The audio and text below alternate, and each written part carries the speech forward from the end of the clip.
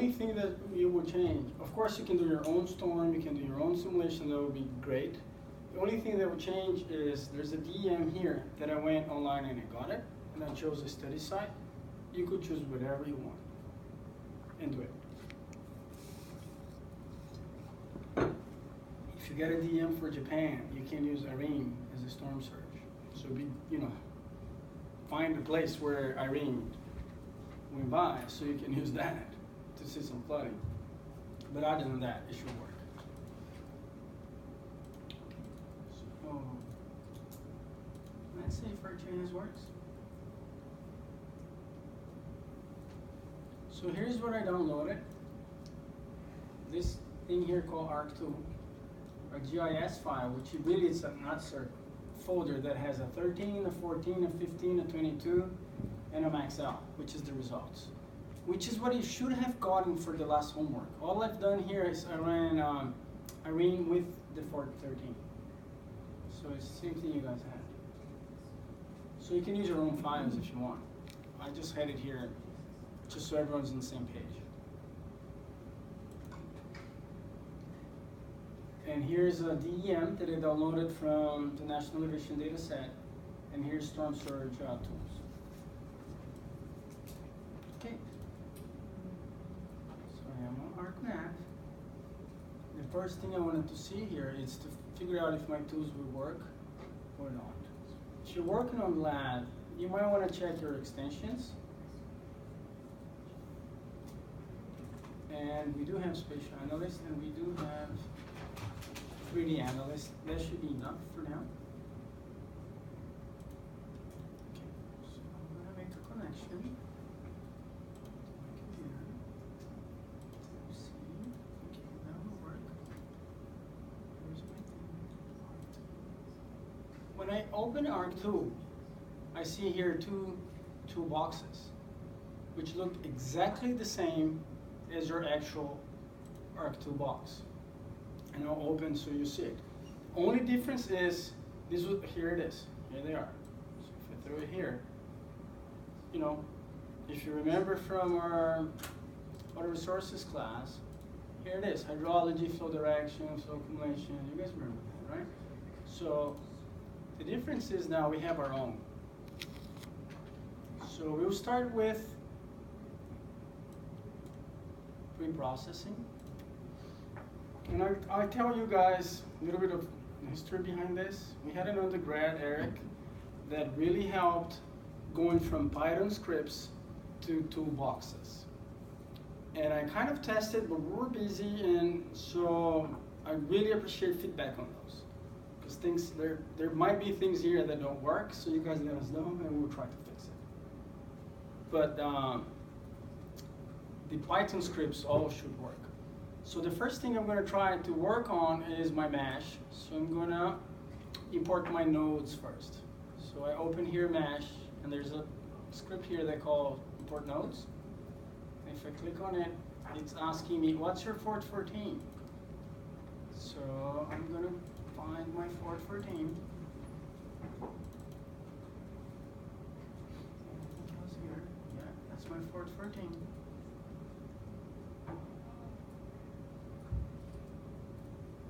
It's going to ask me, where do you want to save your stuff? So I'm going to go in here, create a new folder. I'm going to call it results.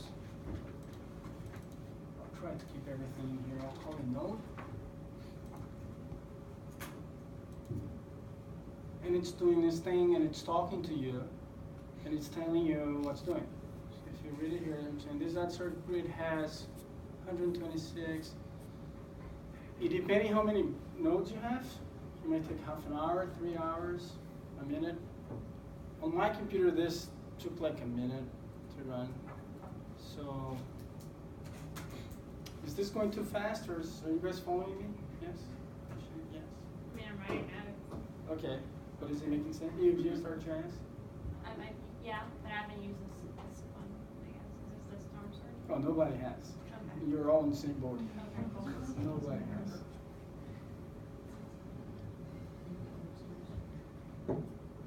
Okay, so if it works, we should see our nodes pop up. And we'll keep repeating this to bring our modeling files or meshes or whatever. Okay, it's done. So, okay, it took 58 seconds.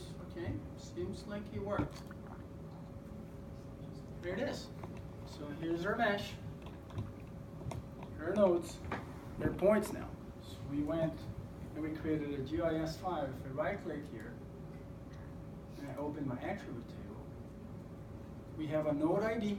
Remember when we opened the Fort 14, it was a list of nodes and they had an ID and they had a valid elevation or a bathymetry. So I created a second one here. So here they are. So we have nodes.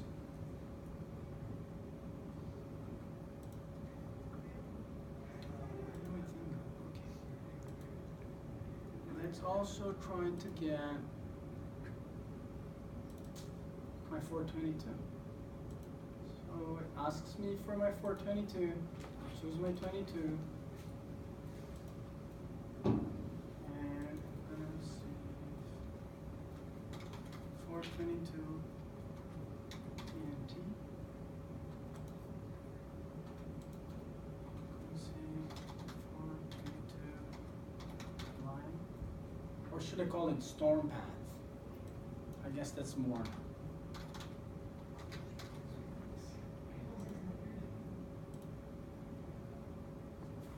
He's trying to read my 422, and he brought my 422 now. So here it is. So here is our storm path now. Now, if you're doing this with a good computer, I strongly recommend you to add a base map so things look much more lively. I'm not adding the base map here because I'm avoiding crashes, so I'm working on very low requirements of my computer here. But you know, you put a base map here. If you don't remember how to put a base map, you just go to here, that little thing, and base map, and it will give me options to choose whatever base map I want to use. And that could have been my mistake to try to do that. But if ArcMap crashes on you, it's creating the files regardless. So the files are saved in the folder that you're telling it to save anyway.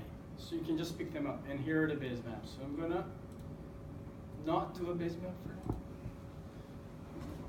And here are my nodes, so you can see my storm path. And if I look at my attributes, you can see that not only I have a shapefile with a point, I have all the information from your 422. So everything is here as well. So you can see what you're dealing with from your 422. And this is the asymmetric array file, the 422 that we used.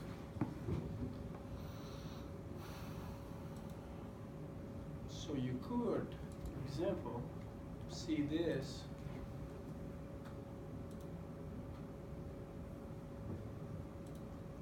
Instead of looking at ID, we could look at, where's my central question?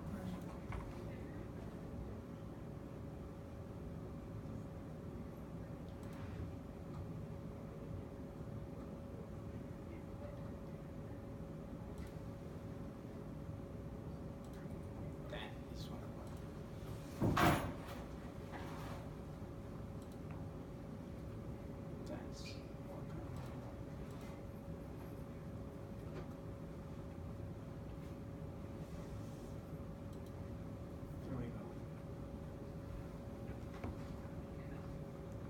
it's the opposite.